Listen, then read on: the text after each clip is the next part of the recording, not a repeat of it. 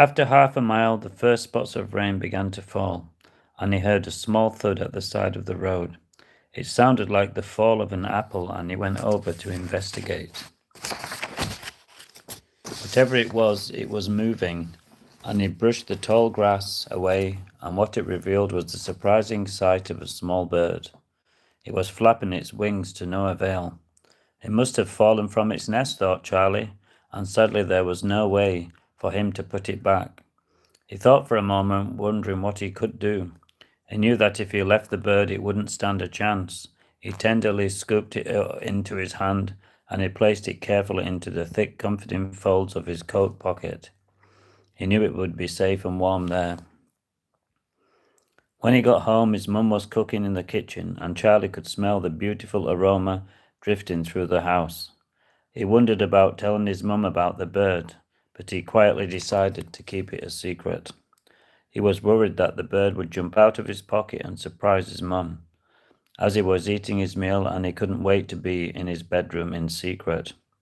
Charlie shut the door behind him, and he carefully lifted the bird out like a precious, fragile jewel.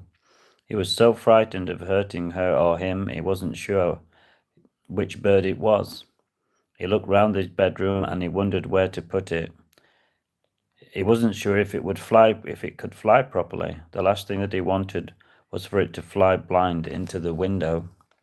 He began to panic. He gently placed the bird on the soft folds of the duvet, and he held his hands above its soft head and expected it to immediately soar like an eagle.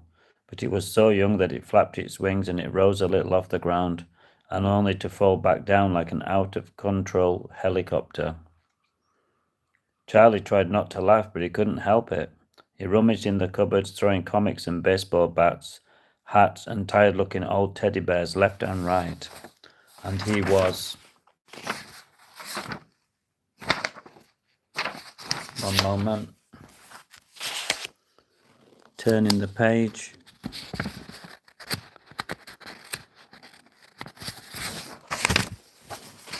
He was beginning to despair. And then he found, hello viewers, and then he found a large green Wellington boot. He stuffed an old rugby sock into the bottom of it, and he placed the tiny bird inside. Charlie hoped that she'd be safe as he watched her bobbing up and down for a good 5 minutes, and then she became still, except for the odd twitching of a single wing, keeping time like a metronome to invisible music. Now all that Charlie had to do was to find out what the poor bird liked to eat. He knew that it wasn't going to be fish pie. Charlie rifled through his encyclopedias for any information on birds. He knew that they liked to eat worms, but he didn't fancy crawling on his hands and knees in the garden in the dark and dirt looking for them. He couldn't find much information in the books, so he decided to go down the stairs for a glass of milk, as he was feeling thirsty and to think some more. His mum had fallen asleep with a heavy book on her lap, and then he realized that breadcrumbs may be a good idea. After all, they were only small, he reasoned, and it was easy to drop them into the bird's eager mouth.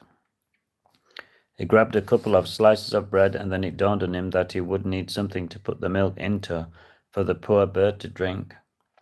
He headed for Mary's medicine cupboard, and he skillfully opened the creaking doors, making as little sound as possible. The last thing that he wanted was to be found out. He moved the bottle of tablets carefully to avoid suspicion, and then he found what he was looking for. Awesome, he said, as he held the teat up to the light. This is perfect, he said, and as soon as he was safe behind his bedroom door, he squeezed the teat, and the once glassy table became white. Chapter 35, Secret. Charlie was nervous as he held the teat over the bird's mouth. It was like feeding a baby, he thought in amazement. The bird was opening and closing its beak as if it was excited, and Charlie squeezed the tip, and the milky droplets fell into its willing mouth. Yes, said Charlie momentarily, and forgetting his secret mission. And now for some bread, he thought, and he rubbed the bread into his hands, making it as small as possible until it was breadcrumbs. He was nervous as he dropped them into the bird's mouth. The last thing he wanted the bird to do was to choke. Luckily, the bird swallowed greedily, and Charlie thought that he could see its button-like eyes shining with happiness. All of this excitement was making Charlie tired, and he stifled a yawn as he put the bird and the Wellington boots back into the wardrobe, and he climbed unsteadily into bed. And for the first time today, he hadn't thought about Tinker. The first thing he did when he woke was to check on the bird, and he was worried that she would have succumbed in the night, if she was a she. Luckily, her wings were still flapping, and he dropped a few more milky breadcrumbs into her mouth. It dawned on Charlie, hello viewers, that he didn't even know what kind of bird it was, and he hurried to his computer to try and find out. He knew that she wasn't a robin, and I knew that she wasn't an eagle, but that was about the depth of his knowledge.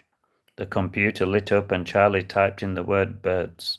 He was amazed at how many images filled the screen.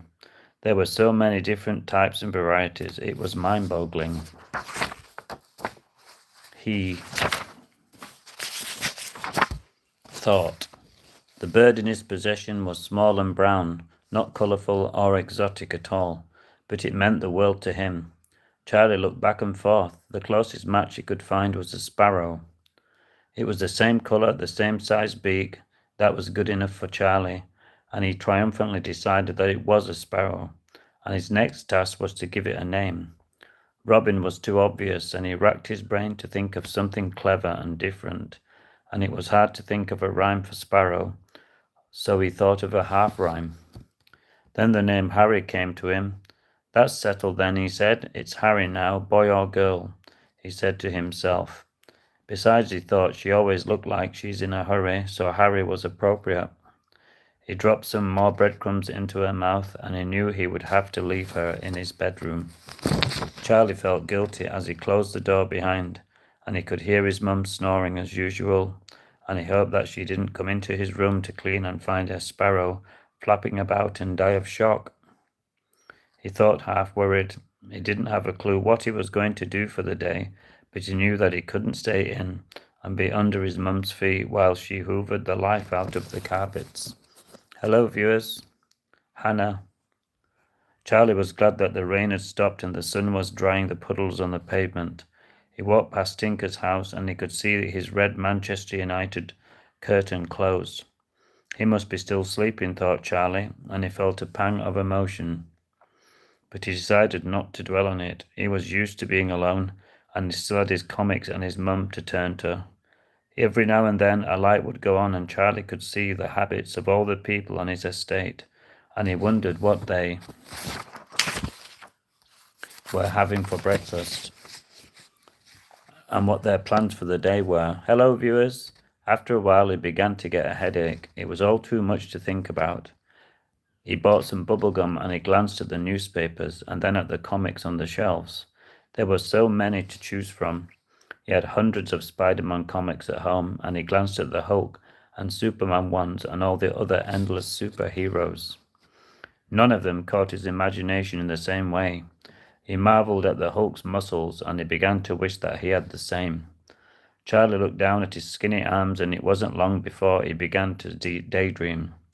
In his dream he had muscly arms and a large torso, which burst out of his too tight Spider-Man outfit as he walked down the streets looking impossibly cool. The men looked at him with awe and envy, and the girls swooned and smiled as he walked by. Charlie had a big smile plastered on his face, but that quickly disappeared when a passing taxi brushed by and dispersed a dirty, oily puddle all over his once clean trousers. This brought him back to earth. He was not happy. He was drenched, and he spent the next 10 minutes brushing water from his trousers and wishing he was still inside his dream. Hello, viewers. Charlie didn't know where to go, and the last thing he wanted to do was to become bored. It was hard for him to admit it, but he was missing Tinker, and he bet he was having more fun than he was. 56. Then again, he consoled himself with the fact that he had rescued and saved a bird, and he knew that this would impress anyone at school, if it was safe to tell them. Charlie on Amazon Co UK by Jason William Lee. Hope you've enjoyed it.